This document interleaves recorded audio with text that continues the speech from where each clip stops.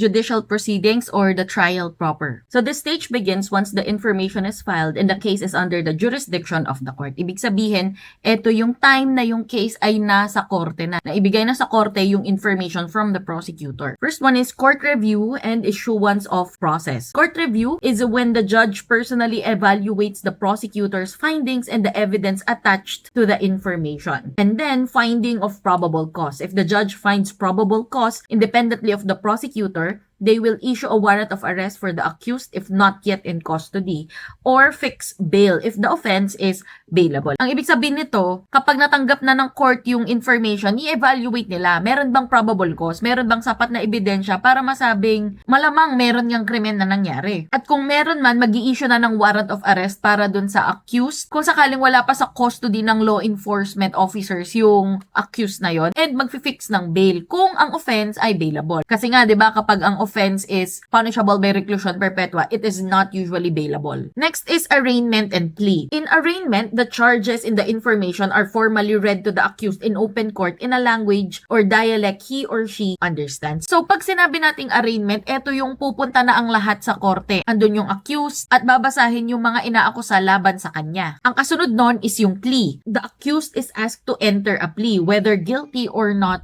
guilty. Tatanungin siya ng korte, how do you plead? Ang pwedeng maging sagot ng akusado is guilty or not guilty. Kapag sinabi niyang guilty, o di ang dating nun, inaamin niyang totoo lahat ng inaakusa sa kanya. At kapag sinabi niya namang not guilty, then trial will proceed. If the accused pleads guilty to the offense charged, the court may immediately impose the sentence. Kapag nagsabi na nga siya ng guilty siya, then pwedeng diretso na siyang mabigyan ng sentensya ni judge. Or the next step would be sentencing. And then if the accused pleads not guilty, the case proceeds to the next stage. Yun na nga yung trial. Then we have plea bargaining. So plea bargaining is when the accused may also offer to plead guilty to a lesser offense subject to the consent of the prosecutor and the approval of the court. Ang ibig sabihin nito is pwedeng magbigay ng offer ang prosecutor na instead of this case which is higher, eto na lang, yung mas mababang kaso na lang. Pero ang magiging kasunduan is kailangan mag-plead guilty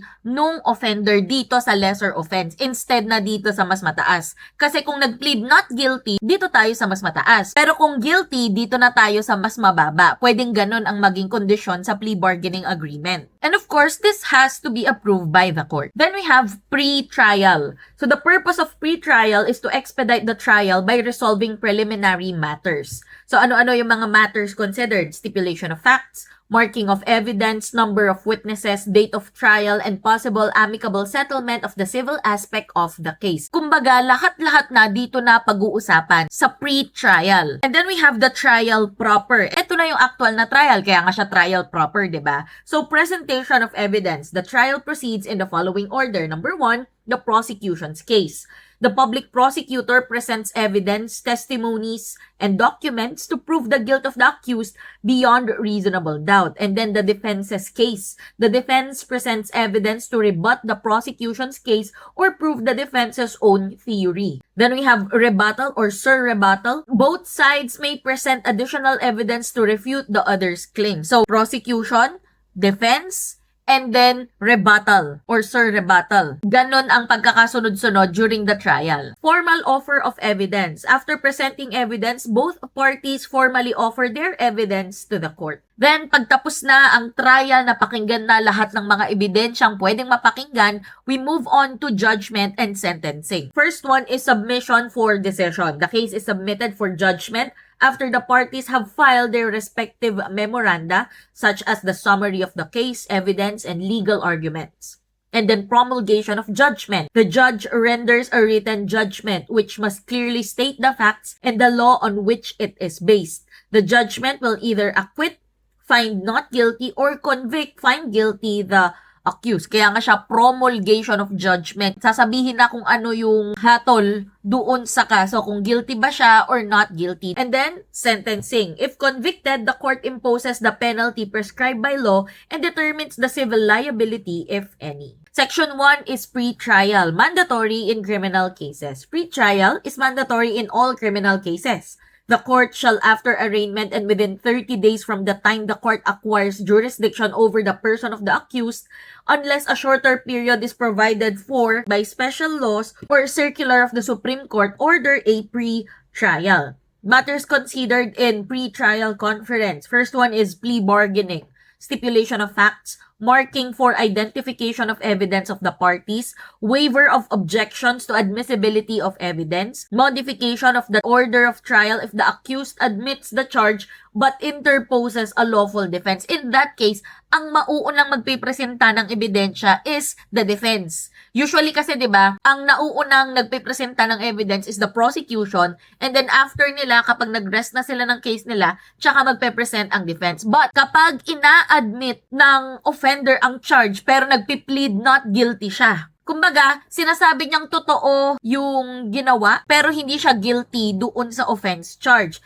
Ang mauuna doon ay defense. Then, such matters as will promote a fair and expeditious trial of the criminal and civil aspects of the case. So, lahat yan ay pinag-uusapan during pre-trial conference. So, from the word pre, ibig sabihin, bago magsimula ang trial, pre-trial, mag-uusap-usap yung mga parties involved. So, what's plea bargaining? Plea bargaining is the process whereby the accused, the offended party, and the prosecution work out a mutually satisfactory disposition of the case subject to court approval. It usually involves the defendants pleading guilty to a lesser offense or to only one or some of the counts of a multi-count indictment in return for a lighter sentence than that for a graver charge. So, ganito. Katulad nung nabanggit natin kanina, uulitin ko lang. Pag sinabing plea bargaining, di ba? Bargain. Kumbaga, kung ito ay sa palengke, ikaw ay nakikipagtawaran. So, instead na mas mataas nga yung ikakaso sa'yo, mas mababa na lang. Pero, ang magiging kondisyon, dapat mag-plead guilty ka. Kasi dito sa mas mataas, not guilty ang magiging plea mo dyan. Siyempre, kapag not guilty plea ang binigay mo, gagastos ang gobyerno kasi magkakaroon ng trial and masahaba yung usapin, di ba? Pero kapag nag-plead guilty ka, ang gagawin ng prosecution, bibigyan kanila ng offer na mas mababang crime or lesser charge nga. Ang kapalit nun, wala ng trial, di ba?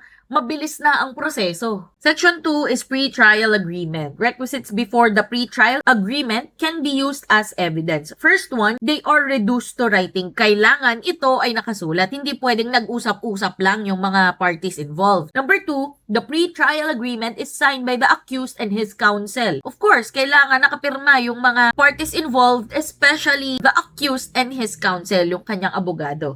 The requirement in Section 2 is intended to safeguard the right of the accused against improvident or unauthorized agreements or admissions which his counsel may have entered into. Kasi possible na yung abogado niya nirepresenta siya. Pero siya pala hindi siya payag sa ganun. Kaya kailangan ng pirma ng mismong akusado. Or which any person may ascribe to the accused without his knowledge, as he may have waived his presence at the pre-trial conference. Pwede kasing i-waive yung presence niya.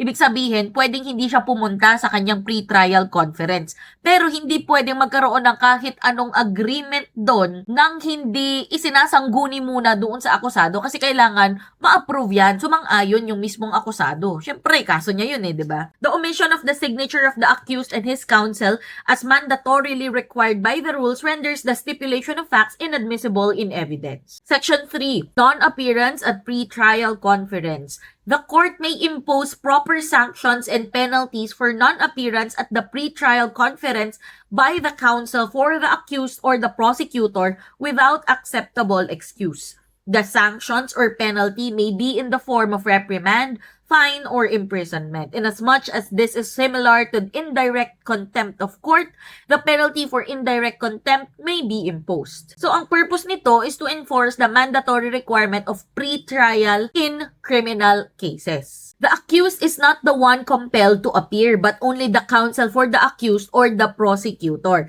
The principal reason why accused is not included in the mandatory appearance is the fear that to include him is to violate his constitutional right to remain silent. So ganito, 'di ba, merong pre-trial conference. Kapag ikaw na abogado nung akusado at yung prosecutor, hindi ka pumunta doon sa pre-trial conference, pwede kang magkaroon ng sanction. Yung sanction na yon, pwedeng reprimand, pagsasabihan ka. pwede kang pagbayarin, fine, or pwede ka ring makulong. Depende yan. So, ang sinasabi, ang pre-trial is a requirement. Ang hindi required na pumunta doon sa pre-trial conference is the accused. Pwede siyang hindi pumunta doon. Kasi ang fear is baka ma-violate nga ang kanyang right to remain silent. Section 4 is pre-trial order. After the pre-trial, the court issues an order reciting actions taken, facts stipulated, and evidence marked. And thereafter, the trial on the merits will proceed on matters not disposed of during the pre-trial. To prevent manifest injustice, however, the pre-trial order may be modified by the court upon its own initiative or at the instance of any party. And then we have the trial.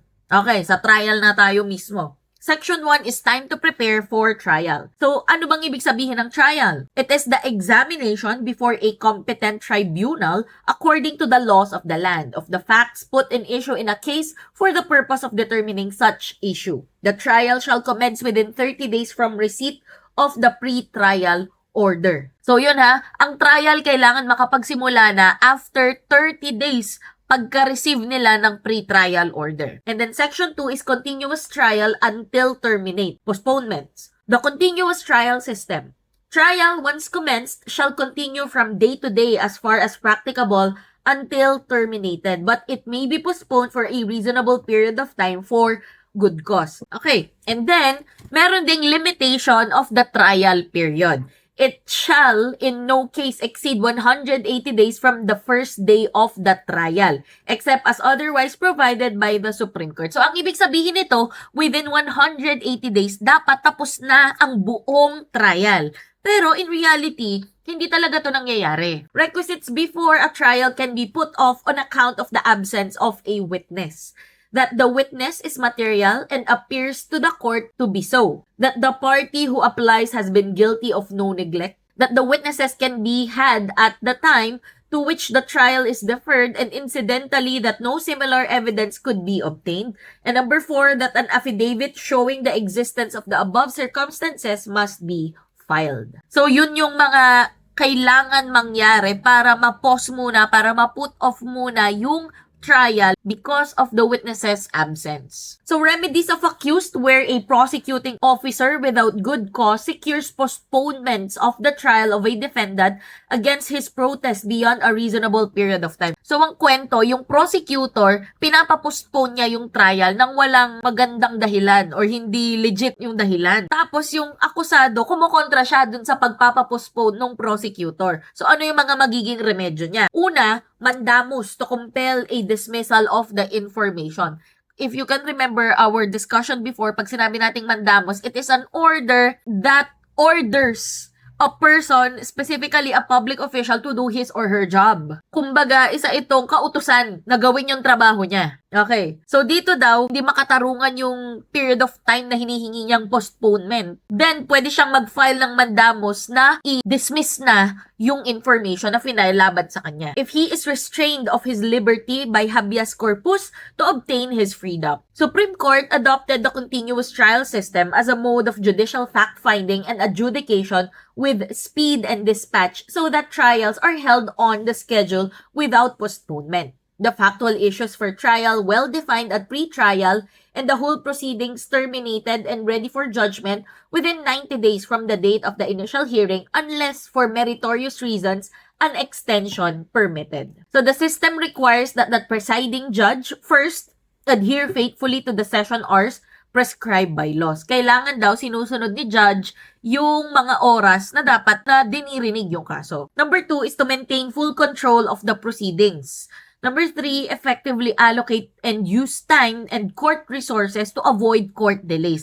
Kumbaga, gamitin niya na lahat ng pwede niyang gamitin para hindi magkaroon ng delay doon sa trial. The non-appearance of the prosecution at the trial, despite due notice, justified a provision dismissal or an absolute dismissal depending upon the circumstances. So, ang dating sobrang laki o sobrang bigat ng responsibility ng prosecution talaga sa mga trial. Kasi nga, di ba, sila ang nang-aakusa. So, sila dapat ang magpapakita ng, kumbaga parang gigil doon sa pagsasampa nila ng kaso doon sa trial. Kasi sila ang magpo-prove din ng guilt beyond reasonable doubt. Section 4, factors for granting continuance. The purpose is to control the discretion of the judge in the grant of continuance on his instance or on motion of any party litigant. Section 5, time limit following an order for new trial. The trial shall commence within 30 days from the date the order for a new trial becomes final. So for example, ito yung trial. Sabihin natin nagkaroon ng order na magkaroon ng panibagong trial. Okay, nagkaroon ng order na magkaroon ng panibagong trial.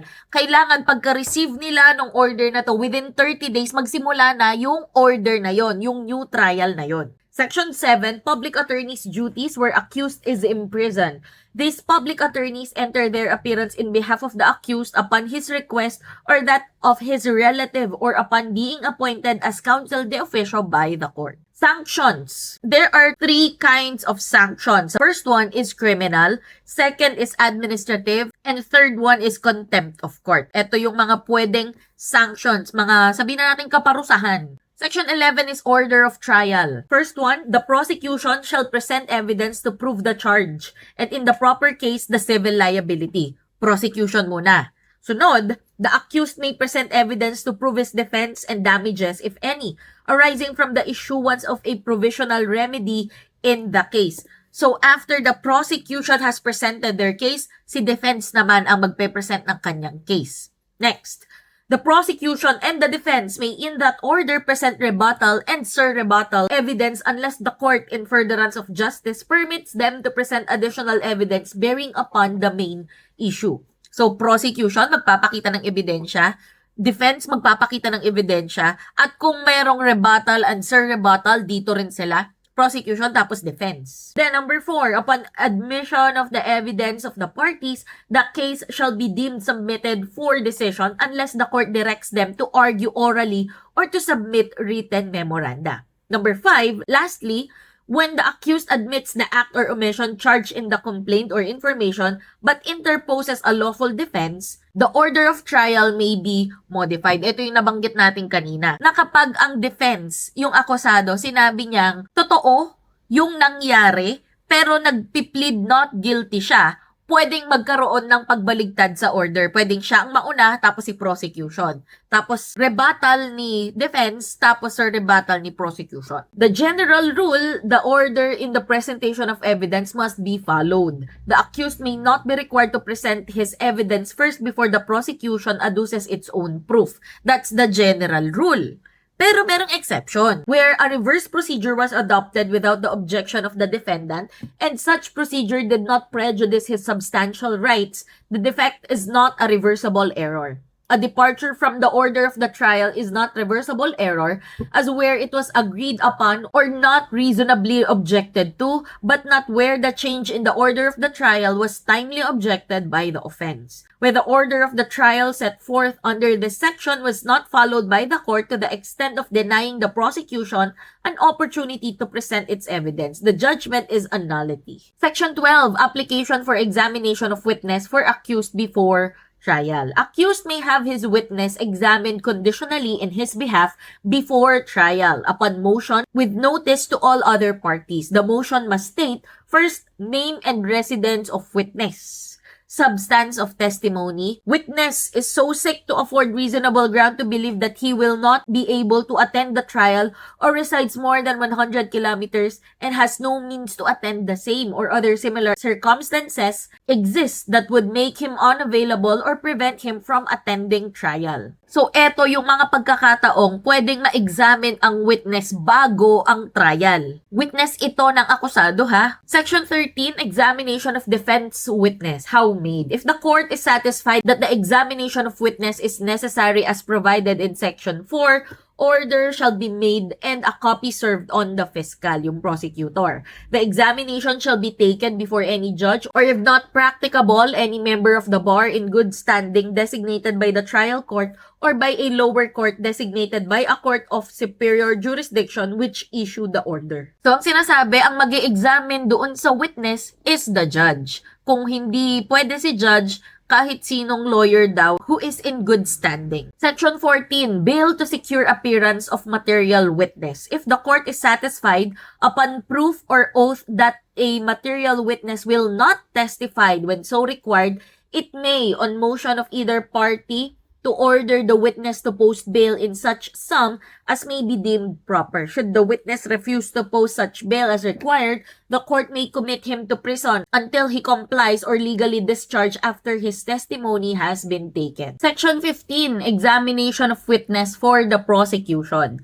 The conditional examination of prosecution witnesses shall be conducted before the judge or the court where the case is pending and in the presence of the accused unless he waive his right after reasonable notice. Ang ibig sabihin, yung mga witnesses ng prosecution kailangan makita ni judge, pati nung accused, unless nag-waive ng right si accused na makita yung witnesses. Kasi 'di ba, meron siyang karapatan na to confront his or her accusers or yung mga witness laban sa kanya. The accused will have the right to cross-examine such prosecution witness. Hence, such statements of the prosecution witnesses may thereafter be admissible in behalf of or against the accused. Section 16 is trial of several accused. The general rule is when two or more persons are jointly charged with an offense, they shall be tried jointly. So kapag sa information higit sa isa ang nakalagay na accused, then ang kanilang magiging trial ay isa lang din. Magkasama rin sila. Joint information,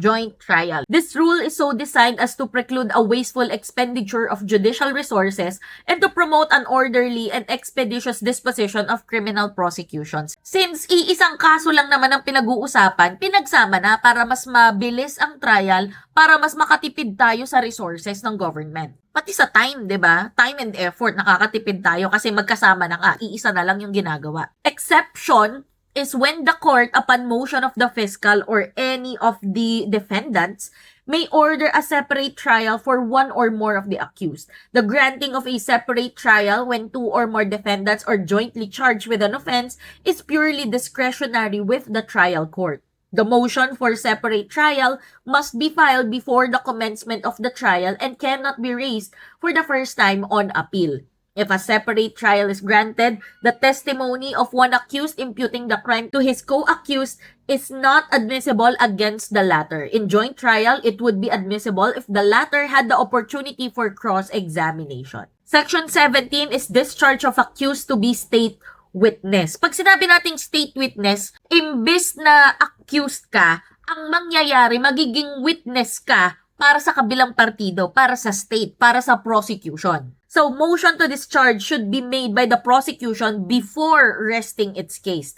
Requisites for discharge. Number 1, absolute necessity for the testimony. Kailangan yung testimony niya. Number 2, no other direct evidence available for the prosecution. Walang mahanap na ebidensya ang prosecution kung hindi yung manggagaling dun sa isang defendant. So, kukunin niya yung defendant para maging state witness. Para mag-provide ng direct evidence kasi 'di ba kasama naman talaga siya dun sa crime. Kaso siya ang may pinakamababang participation, kaya siya yung pinili ng prosecution na maging state witness. Testimony can be substantially corroborated in its material points. Accused not the most guilty. Kaya nga sabi ko kanina, siya yung may pinakamababang guilt. Hindi pwedeng siya ang pinaka-guilty. Hindi pwede maging state witness yun. Accused has never been convicted of an offense involving moral turpitude. Absence of any of the requisites for the discharge of particeps criminis is a ground for objection to the motion for his discharge. But such objection must be raised before the discharge is ordered. So what will be the effects of the discharge? Number 1, evidence adduced in support of the discharge shall automatically form part of the trial. Kung ano man yung maging ebidensya,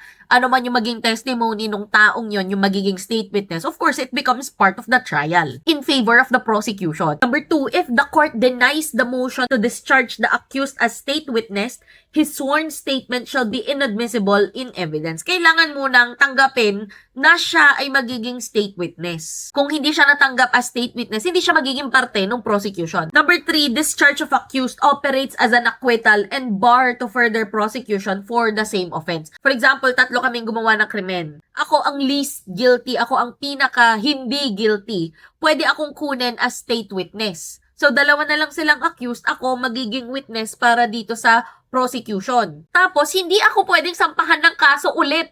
with the same case. Hindi ako pwedeng sampahan ng kaso ng prosecution. Nag-testify nga ako para sa kanila, tapos later on, sasampahan nila ako ng kaso for the same crime. Hindi pwede yon. Exceptions. If the accused falls or refuses to testify against his co-accused in accordance with his sworn statement constituting the basis of the discharge. Kung ayaw niyang mag-testify laban sa mga co-accused niya dati, pero na-discharge na siya, it would fall part doon sa exception, so hindi tatanggapin yung discharge niya. Failure to testify refers exclusively to defendant's will or fault, where an accused who turns state's evidence on a promise of immunity but later retracts, babawiin niya bigla, and falls to keep his part of the agreement, hindi niya ginawa yung parte niya doon sa agreement, hindi niya ginawa yung usapan. His confession of his participation in the commission of the crime is admissible as evidence against him. Lahat ng sinabi niya nung una, magagamit na laban sa kanya. Kasi hindi siya sumunod doon sa kasunduan eh, 'di ba? Section 19. When mistake has been made in charging the proper offense, when the offense proved is neither included in nor does it include the offense charged and is different from, the court should dismiss the action and order the filing of a new information charging the proper offense. This rule is predicted on the fact that an accused person has the right to be informed of the nature and cause of the accusations against him, and to convict him of an offense different from that charged in the complaint or information would be an unauthorized denial of that right. Section 20, appointment of acting prosecutor. So see Section 5, Rule 110. Section 21, exclusion of the public. The general rule is that the accused has the right to a public trial under ordinary circumstances. The court may not close the door of the courtroom to the general public. Yun yung ibig sabihin nun ng public trial. Pwedeng manood ang kahit sino doon sa korte. Pero syempre, ang korte hindi naman talaga kalakihan yan. Obviously, limited na mga tao lang ang makakapasok doon sa loob. Pero kahit sino pwedeng makapasok. Yun ang ibig sabihin ng public trial. The exception is where the evidence to be produced during the trial is of such character as to be offensive to decency or public morals. The court may motu proprio exclude the public from the courtroom. May mga kaso kasi na sensitive. For example, rape cases involve children. So, pwedeng hindi maging public trial yan. Pwedeng magsara ng pinto si judge. Section 22, consolidation of trials of related offense. This contemplates a situation where separate information are filed.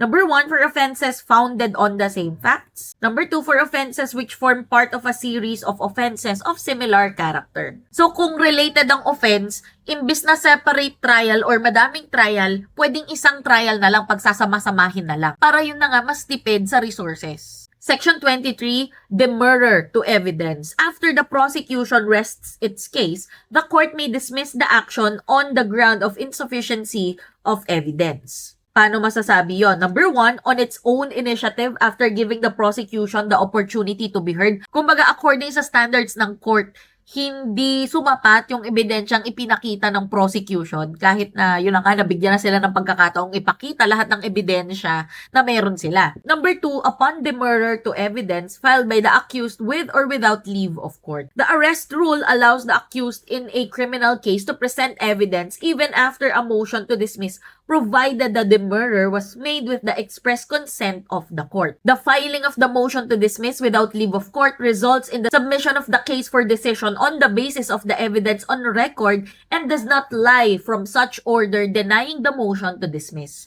If said motion to dismiss is sustained, such dismissal being on the merits is equivalent to an acquittal.